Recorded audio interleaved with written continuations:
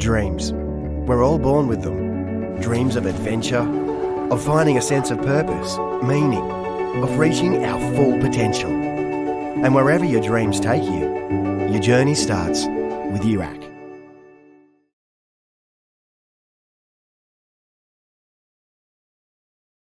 I'd like to begin by acknowledging the traditional owners of the land on which we meet today and pay my respects to elders past, present and emerging. Hello, welcome to Let's Chat. We're here today to talk with our university panellists about studying a teaching degree. Today on our panel, we have...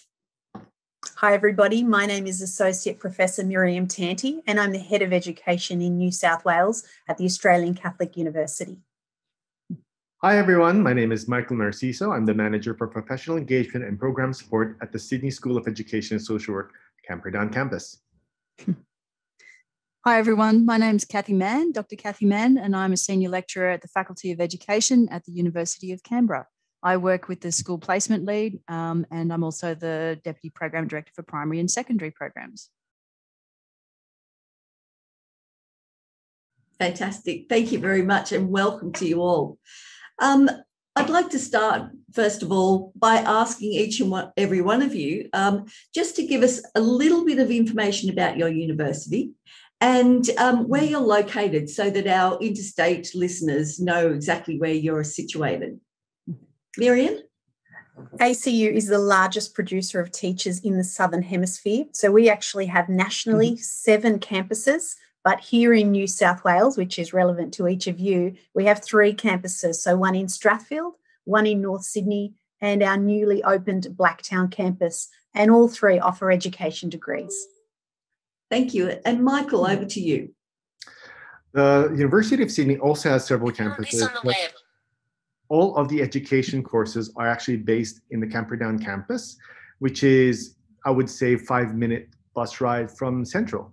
It's really close to the city. Nice and close. And Kathy? Thanks, Judy. The University of Canberra is located in New South Wales, basically, and we service the Canberra, the ACT region, and the Capital region, we call it. So we reach out and we have a lot of students coming from different regions within New South Wales and from further interstate. And we work cross-jurisdictionally also with our partners in other, especially in New South Wales, for our placement and stuff. So we actually work within the New South Wales jurisdiction, but we run with our own in the ACT. And we're a very comfortable, smaller campus of just one. Lovely. Where we run teacher education, we run one campus. And spread across a couple of states, so big job there. Miriam, I'm going to go to you. Could you tell our listeners or give our listeners a basic overview of what students would expect when they're in a teaching or education degree? Yeah, sure, Trudy. So I'm going to speak specifically about ACU. So at ACU, we actually have 3 different teaching disciplines. So we have early childhood, primary and secondary education. And this is actually a really exciting time for us at ACU because we've developed a new suite of contemporary future-focused education programs and then units within those degrees. So we're really preparing all of our pre-service teachers for the teaching profession and future of education, schools and their centres. And we want each of our students to meet the needs of the students that they'll be teaching. So we've got a first year where students explore the pillars of education like psychology, sociology, philosophy, technology and literacy. We also work very closely with schools so you can ensure that currency of content and this real integration of theory with practice. And the connection also allows us, and it will allow you, ensures that we are helping you meet future workforce demands. So at ACU, that new suite of offerings are early childhood and primary, that's combined. We have a combined Bachelor of Education primary and secondary degree. So that goes all the way from K through to year 12. We have primary and special education combined. We have secondary and special education combined. And we also have the secondary double degrees with the new offering at Strathfield this year of PDHPE. We are also the only metropolitan university to have TAS teaching too. So we really have, you'll get that practical hands-on experience. Michael, at Sydney, in terms of, what you teach in a teaching degree, like, do you look after high school as well as primary school teaching, like ACU? That is correct. We also have an early childhood program.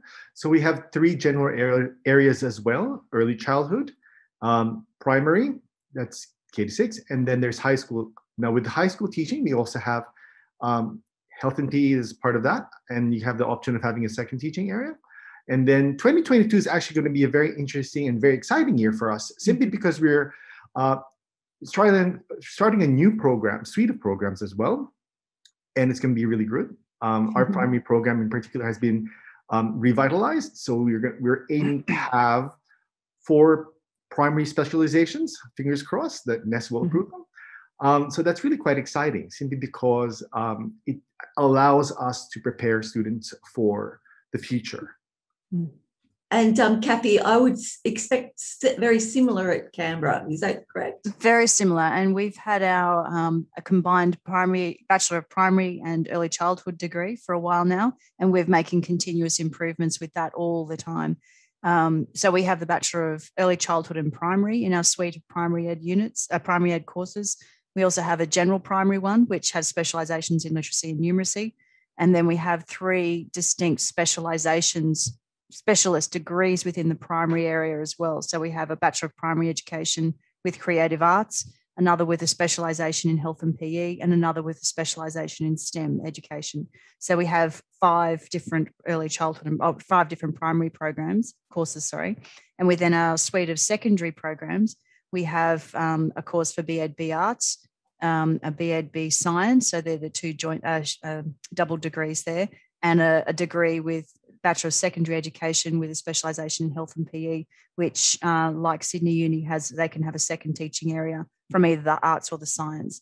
And like many other universities, we also have, we call it Design and Tech in the ACT, so not TAS, but the vocational education. So we have that embedded within our secondary ed degrees. So we can actually enable food technology, textiles, wood, metals technology, design and technology with the design stuff, as well as software engineering and things like that. So across the suite, we have different ways, and I appreciate different universities express that in different ways. So it's often a case of having a deeper look, and then asking universities, what do you actually specialize in, and where can I find a place, and what place suits? Yeah. I'm just going to stay with you for the moment, because you're saying that you go across both states. Are your students then able to teach in both states? Yes. Would this be the same for other universities? I don't know, quite likely. I know that we, prior to having our own registration body, TQI, the Teacher Quality Institute, we were aligned with New South Wales. So we, by nature, and because we work so closely, we are located geographically within New South Wales. A lot of our pre-service teachers want to go and work, either come from New South Wales or want to go and work in New South Wales. We also have a lot of our partnerships with local New South Wales schools in Queanbeyan, Yass, Goulburn, Sutton. So in our we Jasper even for the primary. So, we do actually work within that, and we place students, pre-service teachers in New South Wales schools. So by nature, we align with the NESA subject descriptors. So in terms of subjects that for teaching areas for both primary, secondary, our courses are actually accredited around those. We construct our degrees in alignment with New South Wales standards. So we are aligned in that way. We do call them our own things, because of what we teach in the ACT and with the Australian curriculum and our own framework of that. But, so by nature, we do align. Yes, absolutely. Yeah. Graduates can be registered easily in New South Wales on that basis. And Trudy, can I just add to Kathy? So ACU also have a campus in Canberra as well. Of course. To what's described by Kathy as well. Yeah. Yeah. So I think increasingly that's the case. Yeah. Miriam, I'm going to ask you, if I've got people or students listening who are just about to do their subject selection for senior school, apart from English, because in New South Wales, that is, of course, a compulsory subject, what other HSC courses should students be thinking about if they want to go down the teacher education? Well, the new requirement, so in addition to English, now is maths. So that's a mandatory requirement. So you need to make sure that you're completing both English and mathematics. That's for all education degrees. You're going to require a minimum of 3 Band 5s and 1 in English. And then for the mathematics, you'll need a Band 4 in mathematics. And that mathematics can be at any level, so general or advanced, unless you want to be a secondary mathematics teacher. Then you need to do mathematics advanced or the extension 1 or 2.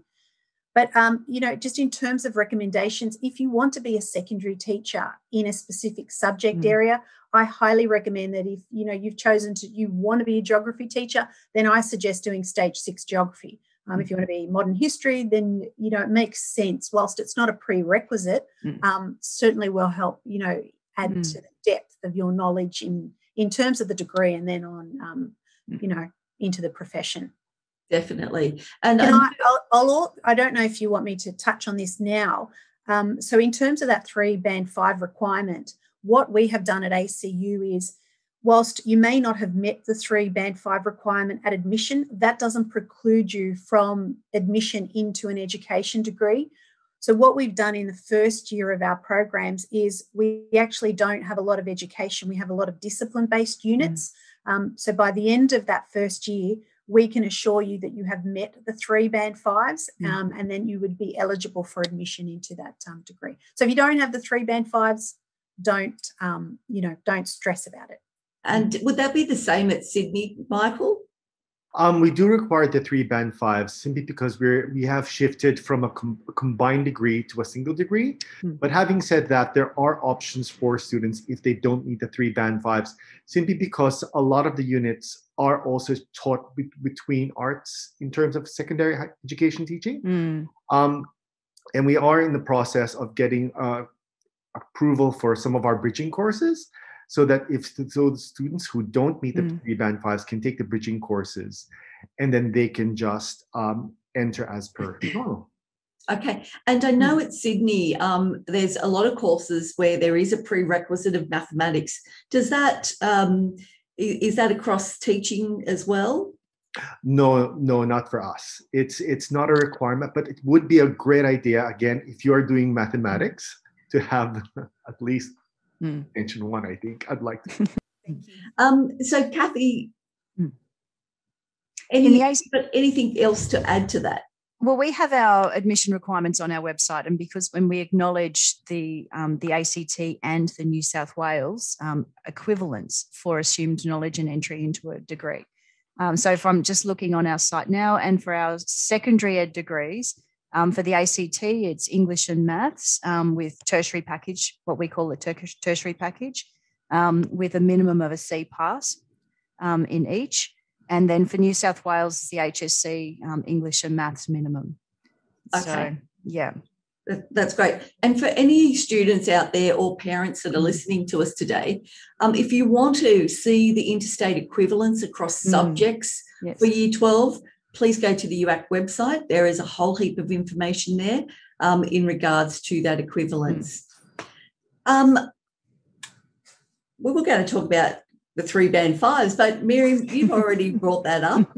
So what I'm going to now ask you is, what would you suggest to a student? Let's say, all right, they've applied to university, they want to get into education or teaching degree, they don't quite get that ATAR that's going to get them in. What would you suggest the best pathway for those students to be? I'll go with you, Miriam. Yes. Okay. So can I just start by saying don't stress? Yes. If, teaching is a passion and, you've sort of got that calling for the, that the teaching vocation, then there are many pathways into education. So we have 3 that I can think of. So we have a diploma in education studies, tertiary preparation. We also have the Bachelor of Educational Studies as well. So both have a common first year. So even though you're entering via a pathway, you're going to get credit for those units and the ability to transfer into the other bachelor degrees. I'll also say the Bachelor of Arts is a pathway if you're thinking of being a secondary teacher. You know, you can really get a hold of the discipline, really deep dive into the discipline area, and again, then transfer into a Bachelor of Education secondary. Yeah, I think that's really good advice, especially around the don't stress if the ATAR doesn't work out the way you're hoping. We're always across that. I mean, we talk about ATAR, as you know, a lot here at UAC because we calculate it. But at the end of the day, it's not going to define a student for the rest of their life. And, you know, we're not just, there's no rule that says you go straight from school to university in a single sweep. Some students have to take other pathways, and that is absolutely okay. And there are other metrics that, you know, we consider at university that make you a great teacher. Absolutely. You won't be defined by your ATAR. No, absolutely not. Michael, for Sydney, what kind of suggestion would you have for, you know, pathway into an education degree? Well, if a student doesn't meet the 3 Band 5s, I would recommend the Bachelor of Arts or the Bachelor of Science degrees. And the nice thing about doing that particular pathway is that you can take some units to kind of explore what your interests and passions are. Simply because I think it's quite, you know, in a slight way, it's a bit unfair for people to assume that a 17-year-old would automatically know what they would want to do for the rest of their lives. So the nice thing about doing Bachelor of Arts or Bachelor of Science is it allows you to pick and choose random areas of potential interest and let the marks speak for themselves. If they realize, I have one student in the past who wasn't that keen on doing languages, and I saw her marks for Japanese, and like, but you're averaging a distinction. Like, is the universe telling you something? Let's open our ears at this point. And I think that's one way of doing it, and then just going for a Master of Teaching, which is just an additional 2 years. But at least it doesn't put that pressure of really just making a decision as early as year 1, which can be stressful on top of an HST year. Absolutely. Absolutely. And Kathy, does Canberra have, you know, a specific pathway? We have, thank you, Trudy. And yes, I resonate with everything that Miriam and Michael have said. It's just this, even taking a gap year, make a decision, do something, but take a gap year to give yourself some space. I see that our pre-service teachers benefit from having that gap year to just think and rest and reassess stuff. Because everyone's still developing while you finish school. You're still actually developing as a human being. So cut yourself some slack. But also it gives you some time to have a really deep think. Going another pathway, we have those things too. So with, you know, an arts degree, science degrees, other sorts of degrees, we have diploma entry as well. So you can come in through a diploma pathway, an educational diploma, a higher ed diploma. So that brings a little pathway into education or other degrees that we have at uni. There's also UC Connect and UC Prep. So they have different, you know, for different reasons. So if you've consider that you don't want to go to uni straight away for whatever reason, then you can actually have some time off, a few years off, do some work and travel and do those things that enrich your life, experience and your perspective. And then come when you're a bit older, say 21 or something like that, and enter it via a direct entry, an adult pathway, when you're a bit more sure about what you want to do, because you're investing time and money and effort into a degree, whatever you choose, wherever you choose to go. So really to make a concerted, you know, well-informed decision when you're ready to, I think is actually really important. And universities, we're all here for you when you're ready. And we'll help you, we'll help guide you in different directions if you start something and you want to switch. So I think we're all in the same position. We're all here to guide and help. And we just want to get, you know, terrific teachers out there who are effective for school students. And yet we've got a Masters of Primary Teaching and a Masters of Secondary Teaching, like most other universities offering education. So we're all, you know, there are many, many pathways. So we have those ones at UC, which are probably similar to other universities as well. Yeah. But, I would expect so. Yeah. Yep. Okay, so let's go back to university and talk about student experience and things like that. But Kathy, can you tell me when do students go out on placement? How does that work? As early as semester 1. Wow. So, yeah. And that's generally a program requirement too these days. But we want to put our students, pre-service teachers, out there in semester 1 after some preparation, of course. But we have a 10-day observation placement in our undergraduate programs, and we have a 10-day teaching placement in our postgraduate programs. But we're semester 1, yeah. And absolutely. And then every year we have block placements, so practicums. And then we also have a school-based clinic process going on in our master's and our undergraduate programs, where we use those in about year 2 and year 3 of a 4-year program, but where we run our workshops in a school-based clinical environment. So that's quite unique, I think, to our jurisdiction, to the ACT.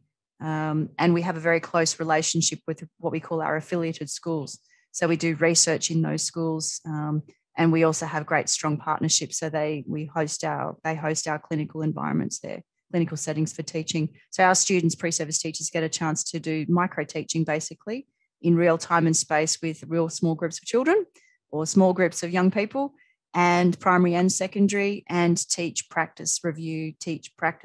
So get that reflexive process going and a rhythm with that. As well as our block placement. So we do bits of those every year, starting with semester 1. Yeah, wow. And I expect that students would really find out whether they're going to love it from semester 1 then. And that's most of the point, yeah. Yeah. And we can help them switch between one sector or another, primary to secondary, or guide them in another direction if they get that early exposure. They can ask lots of questions. They just go in a bit more with eyes wide open, a bit more prepared with curiosity to actually assess for themselves, is this in my heart? Is this actually the right place for me? Yeah. Before I continue on and invest lots of energy in the rest of it. Yeah. And Michael, at Sydney, do they go out from day 1 basically, or year 1? They do go out in year 1 for school visits, although the bulk of the placements really do happen in year 3 and year 4 of our programs. The early childhood programs are a slightly different format in that they have smaller, more frequent placements in early childhood centers.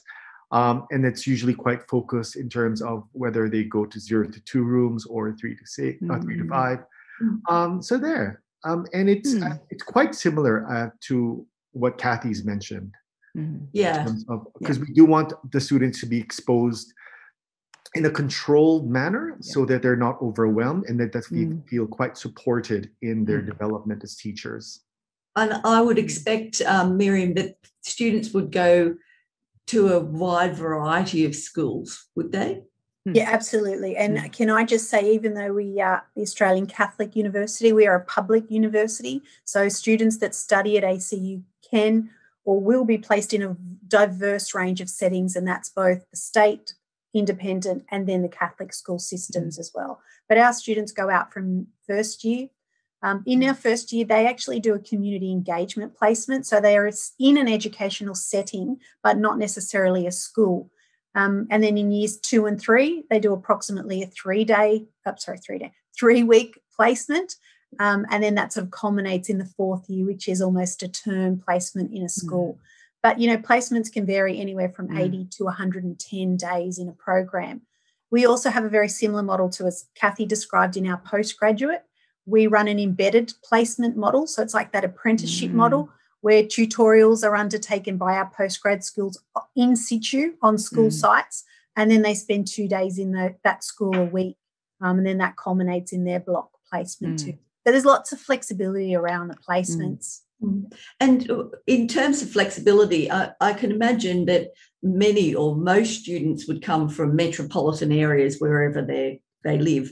But can they do placement in the country areas as well as city areas? I mean, valid question. And we're trying to get teachers into rural areas. So does that sort of work? And we definitely encourage it. So we have relationships with our rural Catholic diocesan partners, but also the department schools. As I said, because we're a TAS, the only metropolitan university that has TAS, there's a real TAS shortage in our rural and regional remote areas. So we do try and send students out. We also have what's called the NETDS for our highest GPA students. They have a special stream to help prepare them for really unique and diverse educational settings like rural and regional school settings. So we prepare them to go out there. They're given a stipend by the diocese or by the Department of Education so that they can undertake their prac. So they actually reside in that particular area. Can I also add we have the Away from Base program. So that's for our First Nations people. So at ACU at Strathfield, we have Bachelor of Education Primary. And those students also go back to country and undertake placement in those settings. Fantastic. Fantastic opportunity for any student, I think, undertaking a degree where, they are looking after our young people, let's face it, and, if they know how to deal with the different problems that arise in different areas, it's really going to benefit them at the end of the day when they actually full-time teachers, is what I would think. Oh, absolutely. It's that diversification and experience, it's quite unique to the regional and remote settings. Yeah. Michael, I might just ask you, once a student has finished and completed their degree, are they then guaranteed a job? A lot of people ask this question of us. I don't know the answer, so I'll ask you. Yeah, unfortunately, there's no set answer. Because I would like to say that your calling card really is your prac report. If you do well in your prac, so we have some students who, after their second prac, because at the University of Sydney we had 3 pracs. After their second prac, some principals nudge of ours and say, "Do you want to take a year off and do casual teaching?" But it's only because how they perform in the classroom is really the way to go in terms of whether or not they can get a job. I don't think we've had a lot of problems in terms of alumni getting jobs. I was actually helping a recent high school with their science vacancy, and I tried calling all of our students like, "Oh, they all have jobs." Okay. Yeah. One thing I do want to ask, and I've heard, from students that we may come across, is that during their degree they have to do these numeracy and literacy tests. Is that correct? Yes. Michael? Yes, they do. At the University of Sydney, we require students to complete both Lantai tests before their 4th semester with us, that means the first 2 years of their degree. Yeah. And I suppose that goes towards their employability then, is that correct? It is a requirement for them to pass both Lantai tests in order to graduate from the degree.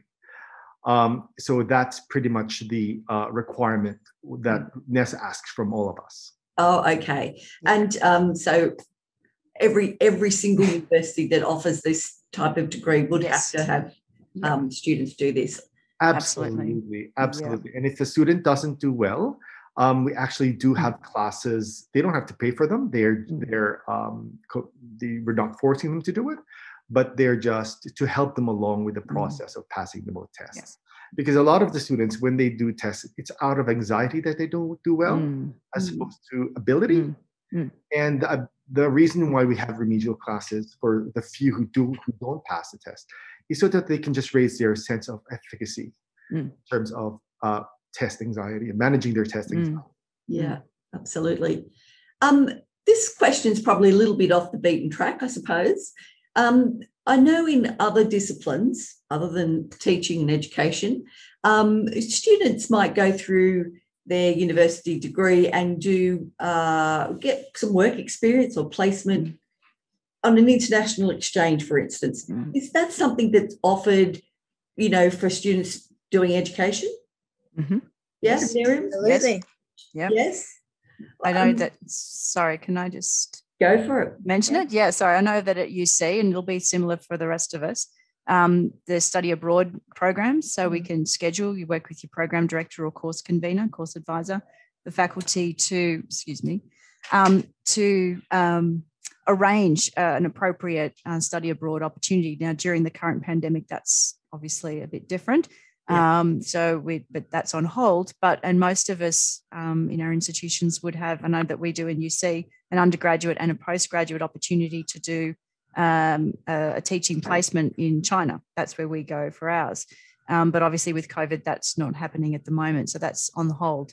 So many of us have those kind of arrangements for students to have a genuine experience, whether it's studying a semester overseas, matched program, and that's financially supported or assisted by the university through different scholarships and programs.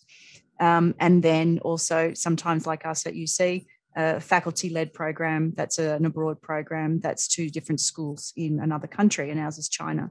So different things. But yeah, this is a different situation with COVID and travel restrictions. So many of us are looking to inbound and maybe more rural areas in Australia and remote to give different opportunities. So our pre-service teachers are coming out with a great diversity and of cultural context, but we can find that within our own country too.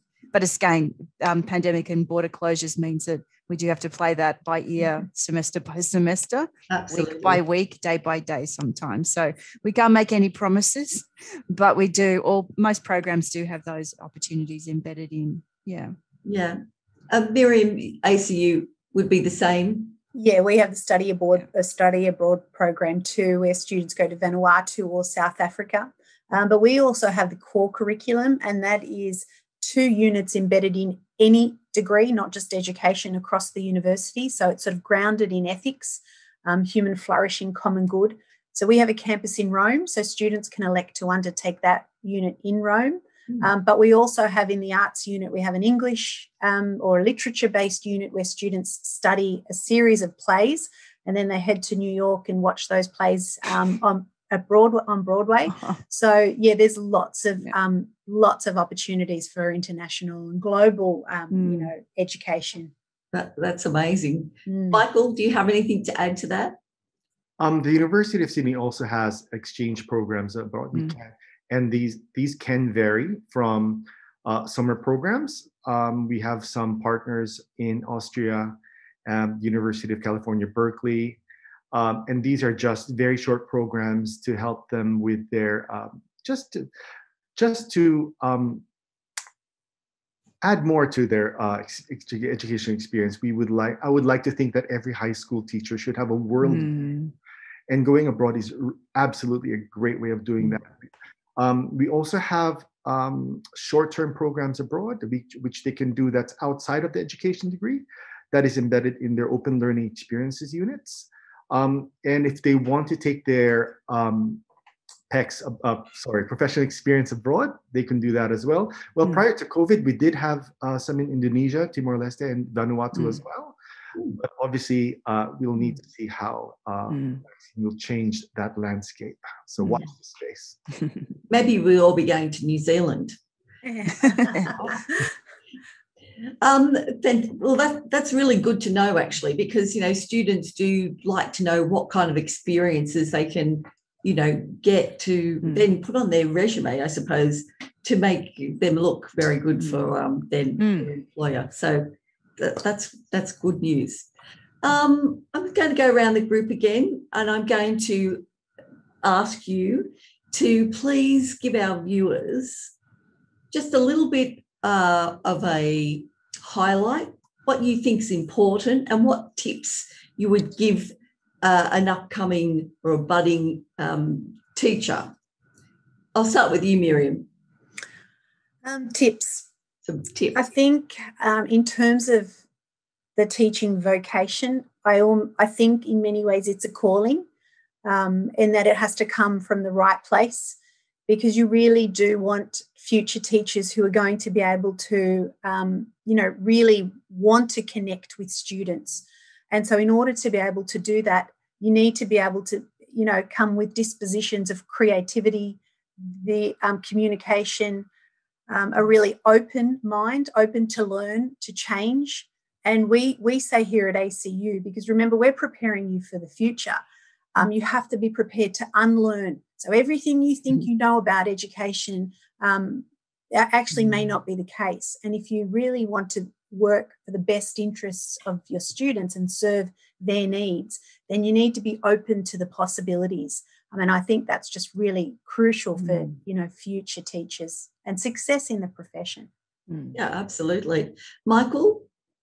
My number one tip would always be to acknowledge and know and acknowledge your passions, because teaching is all about passion. We'd like to think that we develop passionate teachers. So it's all about really, when you enter a degree, don't think about, how will I get a job? Because your performance should be able to reflect that. But if you don't like what you're doing, if you, for example, choose a particular teaching area that you think is going to get you a job, but you're not really that excited about it, when you're doing your lesson plans, when doing your reports or marking essays, that will show.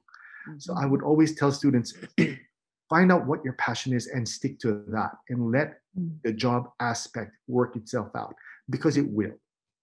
If you're a great teacher, if you do a great prac, people will acknowledge that.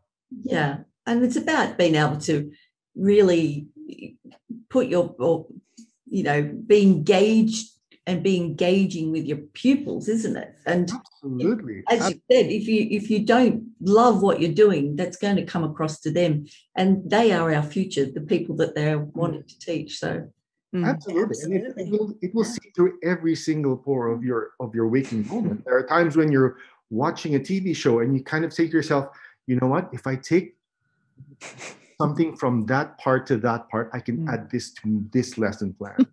And that's something that's just because if you're passionate about what you're doing, that will happen. You're watching a movie or a play, I can use this for my classroom. That's always going to be. Can I add something, just because, Michael, you've triggered something? And that if you are passionate about teaching, then absolutely pursue it. Yes. Regardless of the ATAR that you achieve. Often we chase a degree based on ATAR. If you get a 90 plus ATAR, it's like, oh, well, I better not do teaching because, I can get into this degree.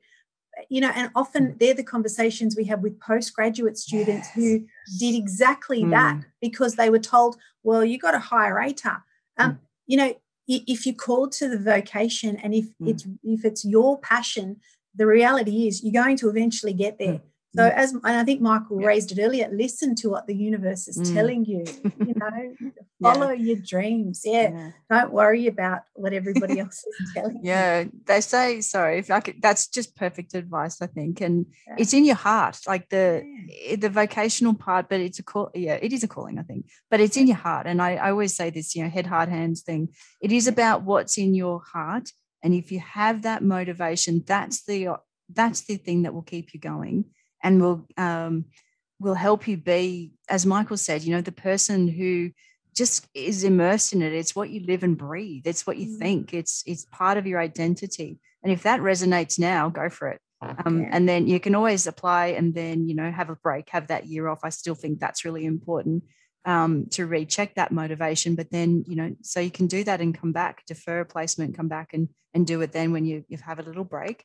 But you can take periods of intermission during your degree as well and still have a break later on if you need that. And a lot of people need that too in this modern life. My thoughts and advice is that it's a learning journey and becoming a classroom teacher, like going through the degree, is a learning journey. And to remember that you've got to love learning to start off with, because if it's an undergraduate, it's a 4-year gig minimum, and then a postgrad. So you got 3 years of an undergrad or 4, and then you've got 2 years of a postgrad. All those sorts of things, and this is a lifelong journey as well. So there's always professional learning after, during, all those things. So if you love learning, then and you've got a heart that says, I want to help other people learn, and I'm stoked and I'm really impressed, and that's what I'm going to do, and I'm going to be an effective teacher and do this with joy, then let's just do it. But remember, it's a lifelong journey, and I'm still buoyed by the whole journey, and I've been doing it for over 30 years in many different contexts. So the journey takes you not just in the classroom, but beyond. I'm an outdoor educator as well, so I run education. My classrooms are outdoors, and that's the best, so teaching education can take you in places that you don't expect, not just 4 walls of a classroom in a standard school. Fantastic. Well, what fantastic advice and tips that we've had from our panelists today. As you can see, there are lots and lots of pathways into an education degree if at the end of the day your ATAR's not maybe what you were hoping for. There's also lots of experiences that you can undertake and find yourself in within your university degree. What I would say to you all is, or like to say to you all is, you know, follow that passion. As our panelists have said, really find what you really are looking for in a degree. And by tuning in today, you've heard some really passionate people talk about something they love. And I really want to thank them for being with us today as well. I hope that you join us in another webinar at some stage. I'm actually going to ask Miriam, who wants to join in with some conversation right at the moment so that we can hear what she has to say before we leave you. Oh, no, I was just saying thank you, Trudy. Thank you for the opportunity. But while I've got the floor, I'm just going to say to all of you, all of the students out there, I do wish you the best of luck with your journey to university and your future career aspirations. And I look forward to seeing many of you on campus at ACU. So thanks, Trudy. I think we'd all like to say that as well, resonate. And thanks very much. It's a pleasure to be able to speak, and I'd love to be able to interact with people. That's but that's fine. One day we will hopefully meet each other in real person. That'd be great. So enjoy and go well. Thank you very much. Thank you, Trudy. Thanks again. Thank you.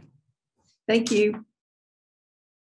UAC represents many institutions across New South Wales and the ACT. The universities featured in today's webinar are a small selection of the many institutions which offer the courses discussed today. Students should research all university offerings so they can make informed decisions regarding their future study.